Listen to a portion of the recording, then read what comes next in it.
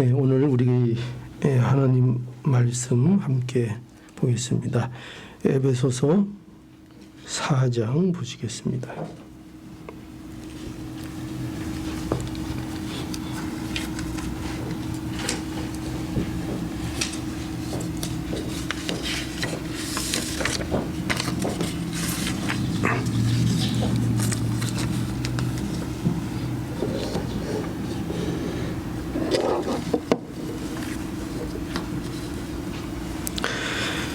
에베소서 4장 21절에서 24절까지 보겠습니다.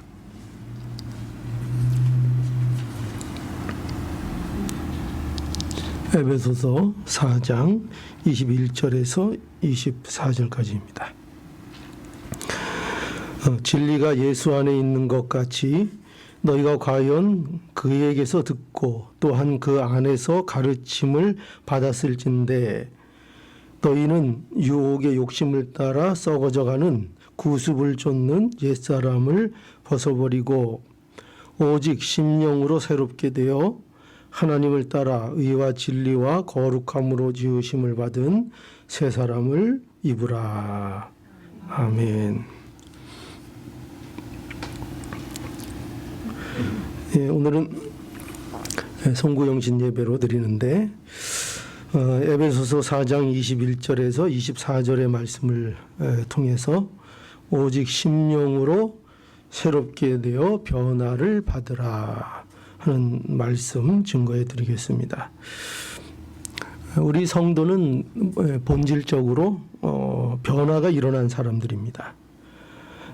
그런데 이 본질적인 변화로 인해서 또한 성도들에게는 또 다른 변화가 요청이 됩니다.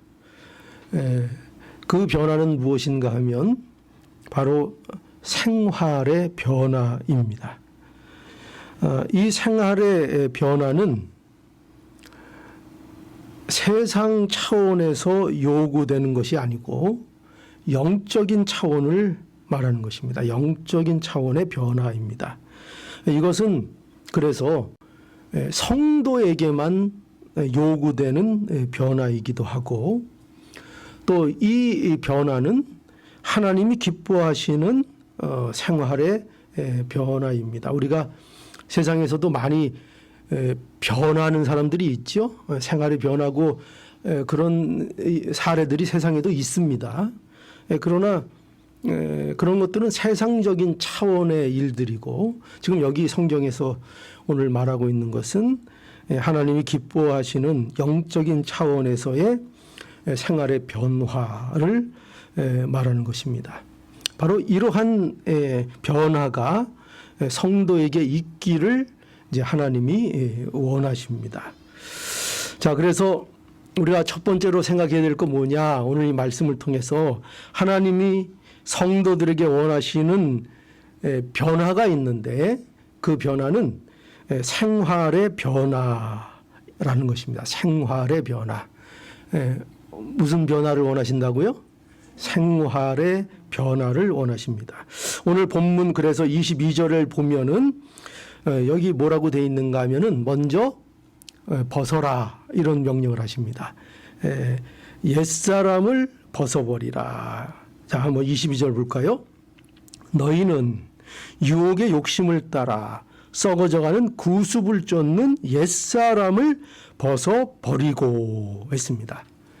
여기 이 옛사람을 벗어버리라는 것은요.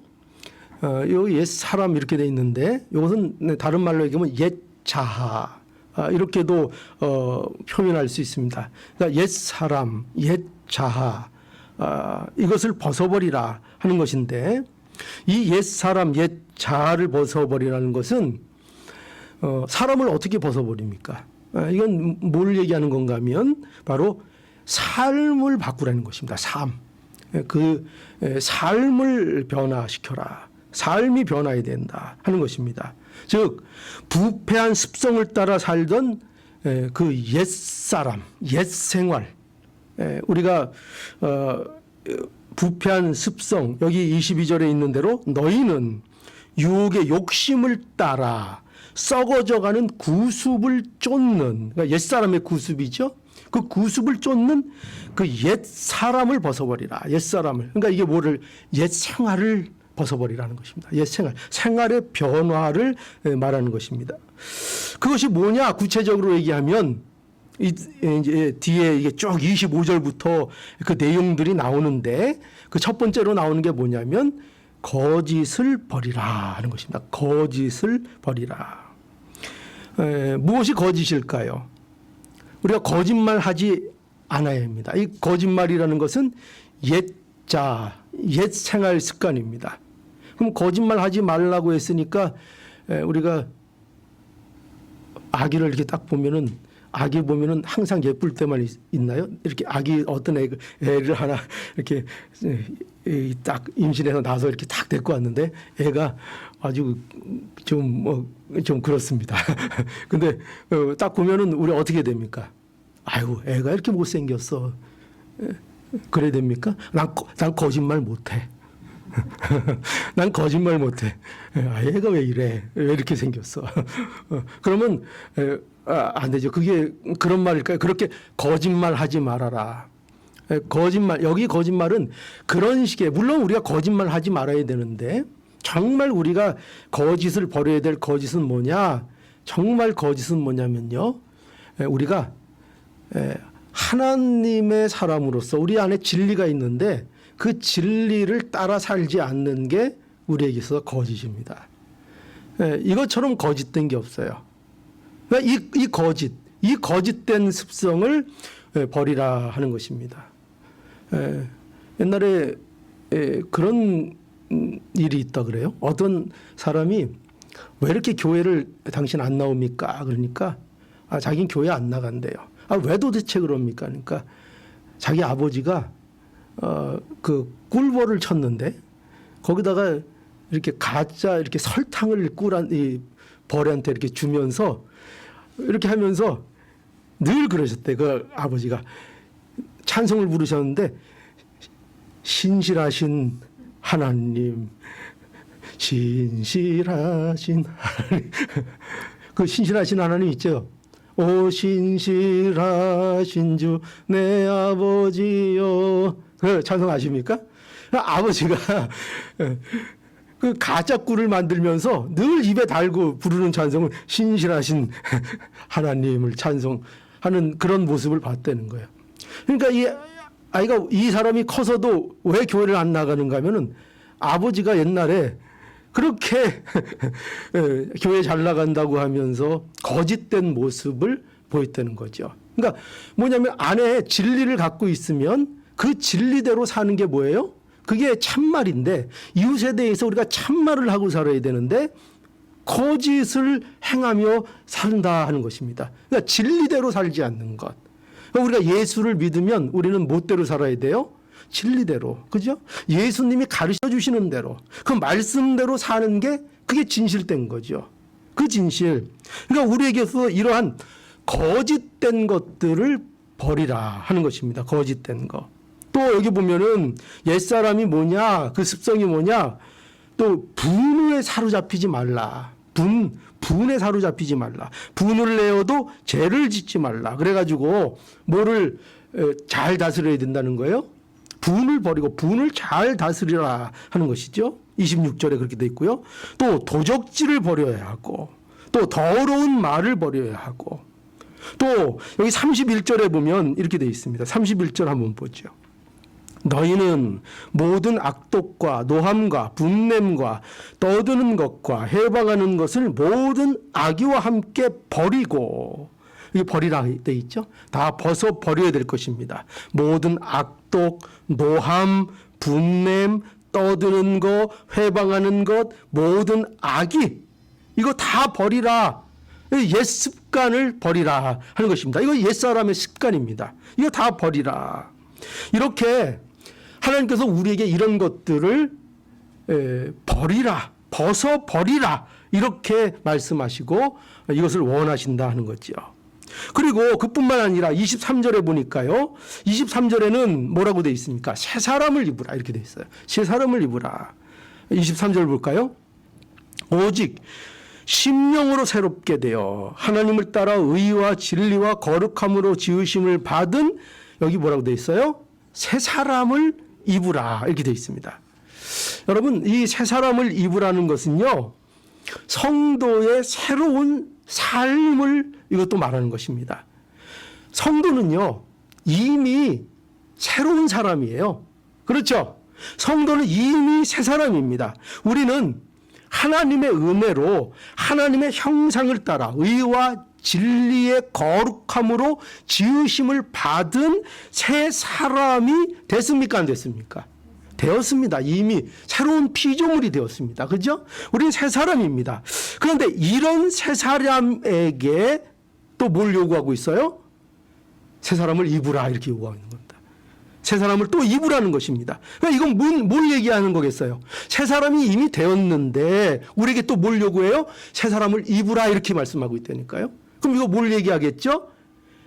행실을, 새 삶을, 새로운 생활을 살아라. 새로운 삶의 변화된 삶을 살라 하는 것입니다. 그렇죠? 우리가 너 좀 남자답게 굴어봐. 이걸 누구한테 이런 얘기합니까?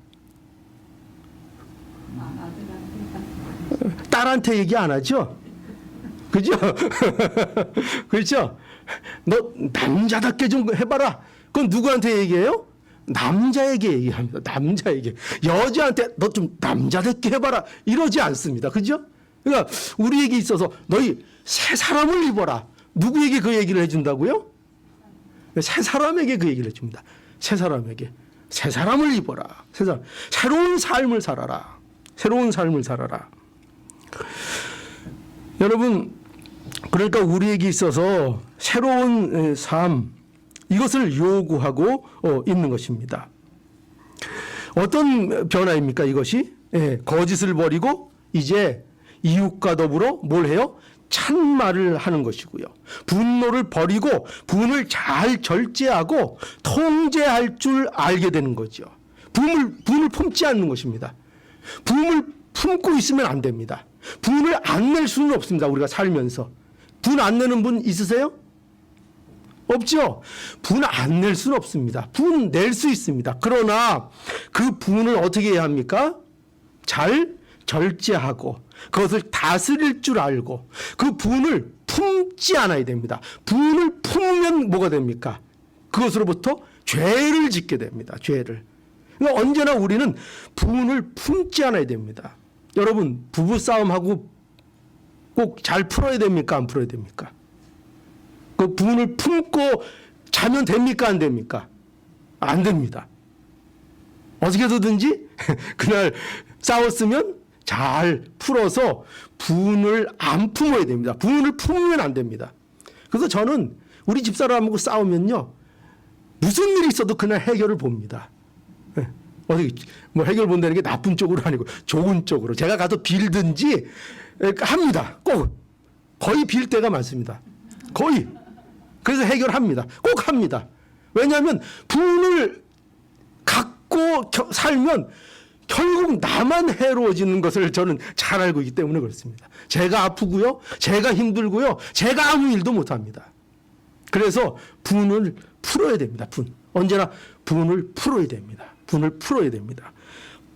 자, 또 도적질하는 것을 버리고 자기 손으로 수고해서 선한 일들을 하는 자가 되어야 됩니다. 이런 변화가 있어야 됩니다. 더러운 말을 버리고 덕을 세우는 선한 말을 하는 자가 되어야 합니다. 이런 변화가 일어나야 합니다. 그래서 32절에 보면 이렇게 말씀하고 있죠. 32절, 서로 인자하게 하며 불쌍히 여기며 서로 용서하기를 하나님이 그리스도 안에서 너희를 용서하심 같이 하라. 그죠? 야, 보세요. 여기에서 우리는 뭘 보게 되는가 하면요, 하나님이 정말 원하시는 성도의 삶의 변화가 무엇인지를 우리가 알게 됩니다. 여러분, 놀랍게도요, 그건 다 전부 뭐에 대한 건 줄 아세요? 이웃과 관련돼 있다는 것을 여러분 눈치채셨습니까?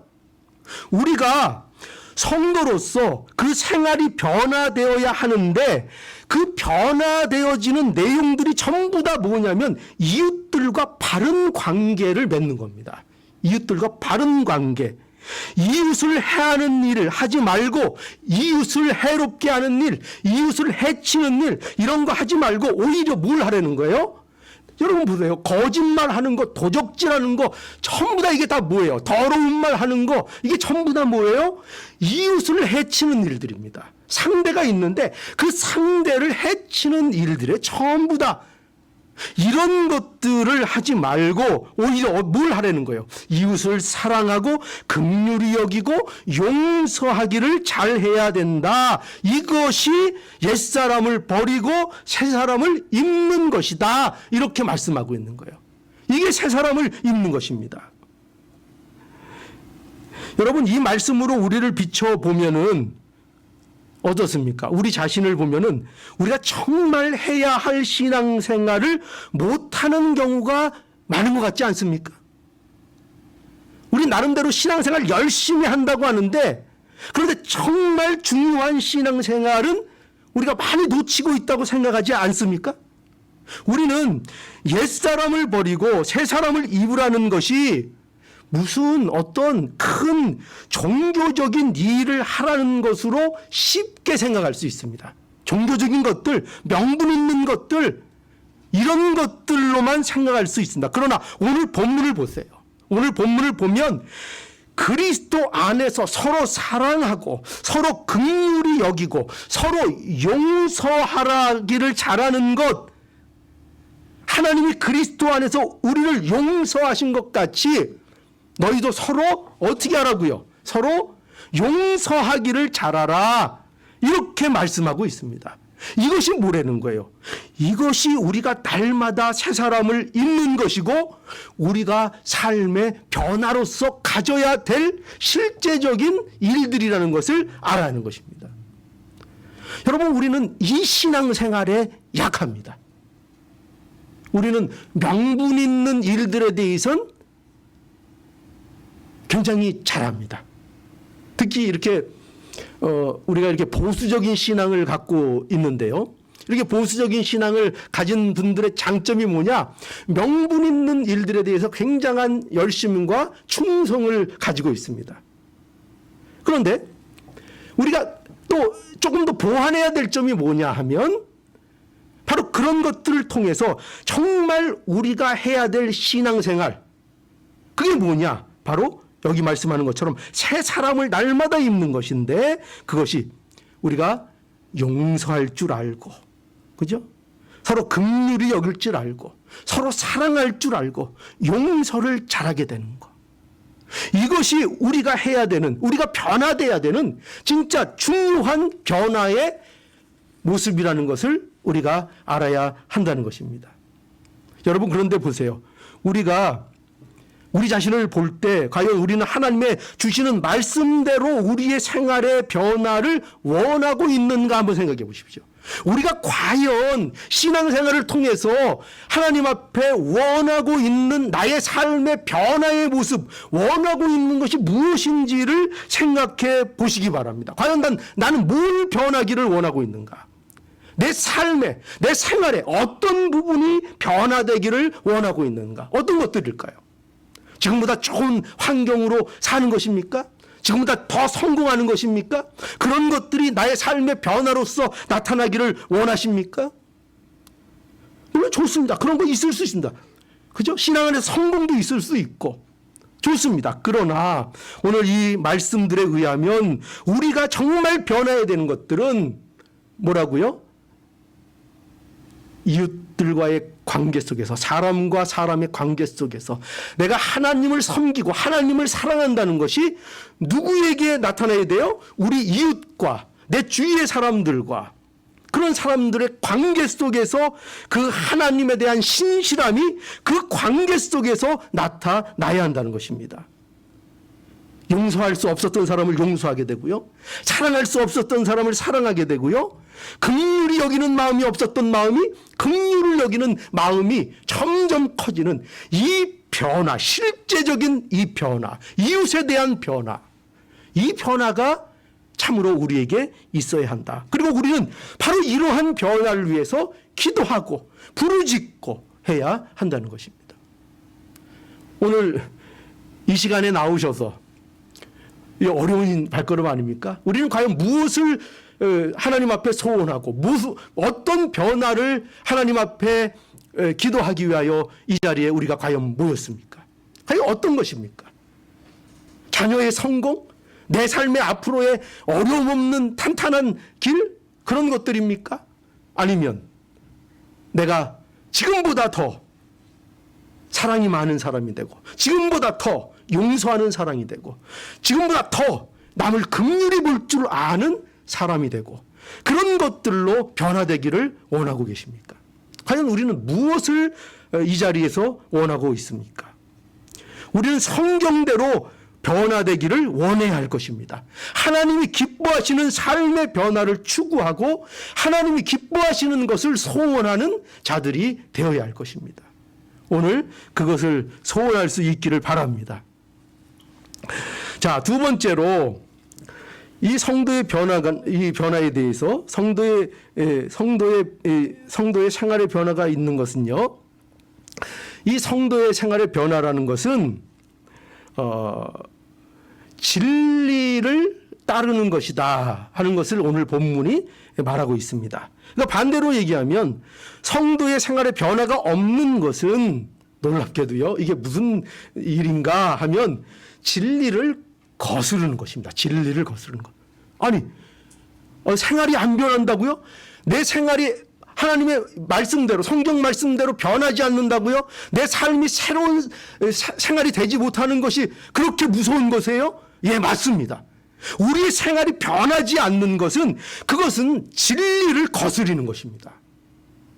여러분, 우리의 삶이 여태 아무런 말씀으로 인한 변화가 이루어지지 않고 있다면 우리의 삶은 지금 진리를 거스르고 있다는 것을 우리는 알아야 합니다.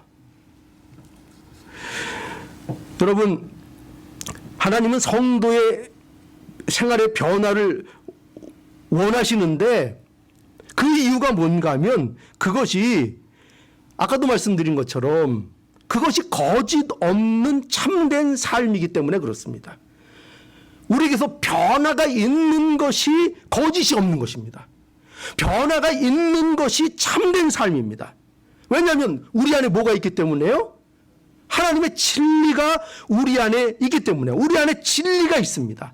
그래서 우리는 변해야 말씀대로 변해야 그것이 참된 것이고 그것이 거짓이 없는 것입니다.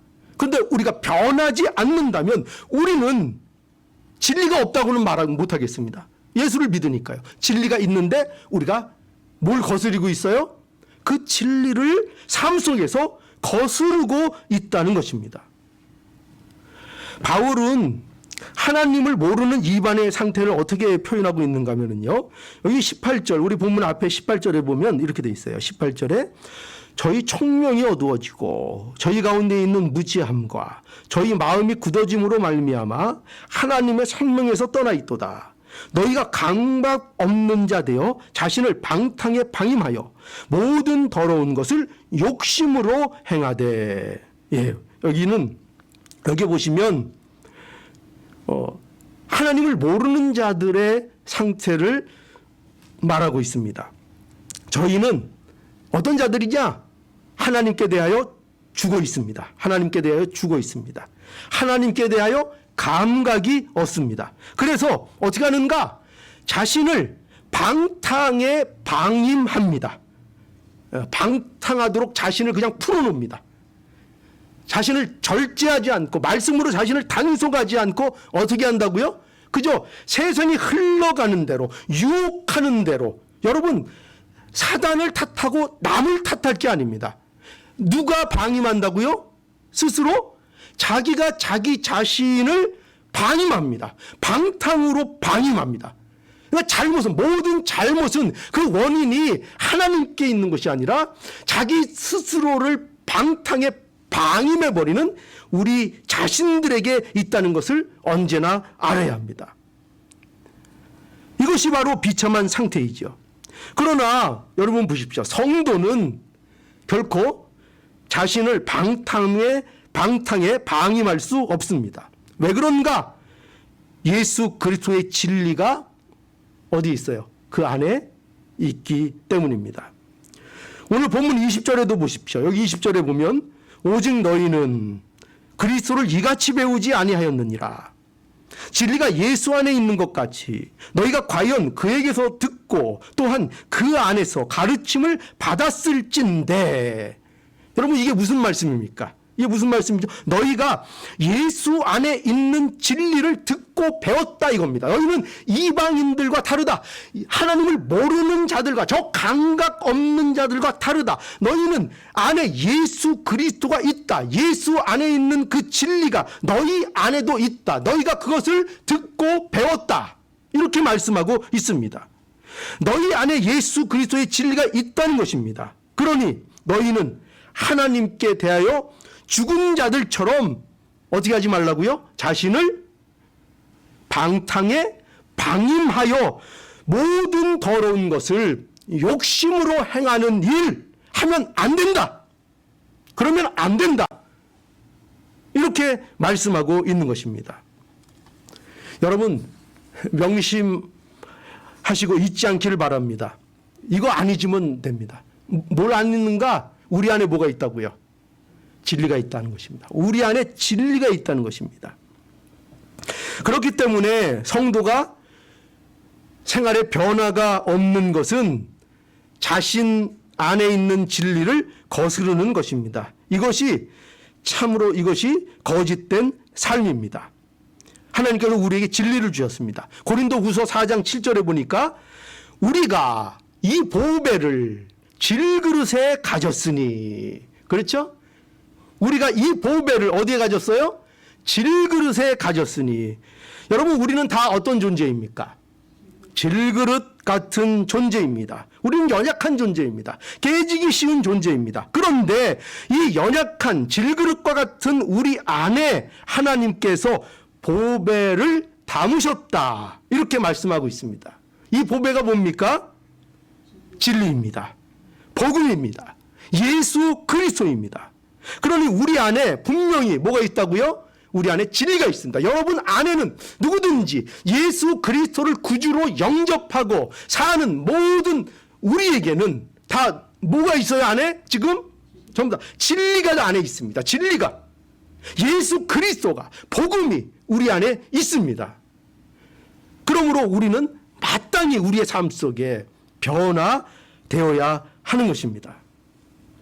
이것이 참된 것입니다. 그러니 여러분, 우리는 세상 사람들처럼 살면 안 됩니다. 안 됩니다. 자기 욕심대로 살면 안 됩니다. 자신을 방탕에 방임하면 안 됩니다. 생활에 변화가 없는 것은 우리가 안에 있는 진리를 거스르는 것입니다. 오늘 여기 또 30절에 보면 그래서 이런 말씀이 있죠. 하나님의 성령을 근심하게 하지 말라. 성령을 근심하게 하지 말라. 하나님의 심정을 얼마나 잘 표현하고 있는 말씀입니까? 하나님은 사실 근심할 필요가 없는 분이십니다. 그렇죠? 그런데 그 하나님께서 그 자녀들이 진리대로 살지 않고 자기 욕심을 따라 사는 것에 대해서 어떻게 하신다고요? 근심한다. 이렇게 표현하고 있는 것을 보게 됩니다. 그러니 여러분, 성도의 생활에 변화가 없는 것은 진리를 거스르는 것, 이것을 우리는 명심해야 할 것입니다. 우리 안에는 진리가 있다는 것. 그래서 우리의 삶은 마땅히 그 진리로 인한 변화가 우리의 생활에 있어야 한다는 것 우리가 알아야 합니다. 자, 이제 세 번째 마지막으로 성도의 변화, 성도의 생활의 변화는 어떤 변화인가 하면은요, 심령으로 새롭게 되는 변화다 하는 것입니다. 뭐로 새롭게 되는 변화라고요? 심령으로 새롭게 되는 변화다. 우리는 성도의 생활의 변화가 있어야 있는데 이것은 세상에서 말하는 변화와는 완전히 다른 것입니다. 완전히 다른 것입니다. 어떤 차이가 있는가 하면 여기 말씀하는 대로 성도의 새로운 생활의 변화는 오직 심령으로 새롭게 되어 받는 변화입니다. 여기 보면은요, 여기 심령이라고 되어 있습니다. 심령. 이 심령이라는 것은 마음의 영이라 이런 뜻인데요. 그것은 하나님의 영과 관련된 마음이라는 것을 밝히기 위해서 이 영이라는 단어를 함께 쓰고 있는 것입니다. 그러니까 심령으로 새롭게 된다는 것은 하나님의 영적인 인도를 받음으로 그 마음이 새롭게 되는 것을 말하는 것입니다. 그러니까 다르죠. 그죠? 보통 세상에서 말하는 마음이 변하는 것과는 다른 것입니다. 그러니까 하나님의 영과 관련된 문제입니다. 사도 바울은 여기 로마서 12장 2절에 보면 이렇게 또 표현하고 있습니다. 로마서 12장 2절에 보면 너희는 이 세대를 본받지 말고 오직 마음을 새롭게 함으로 변화를 받아 하나님의 선하시고 기뻐하시고 온전한 뜻이 무엇인지를 분별하도록 하라. 이렇게 말씀하고 있습니다. 여기 보면 사도 바울은 너희 몸을 하나님이 기뻐하시는 뭐로 드리라고요? 거룩한 산제사로 드리라 하면서 이것이 뭐라고요? 이것이 너희가 드릴 영적 예배다 이렇게 말씀하고 있죠. 그런데 이 영적 예배는 뭐냐 그래서 몸을 드리는 것이다 이렇게 있어요. 그죠? 영적 예배는 너희 몸을 드리는 것이다. 그런데 그 몸을 여러분 어떻게 드립니까? 몸을 어떻게 드리죠? 몸으로 때우라는 얘기입니까?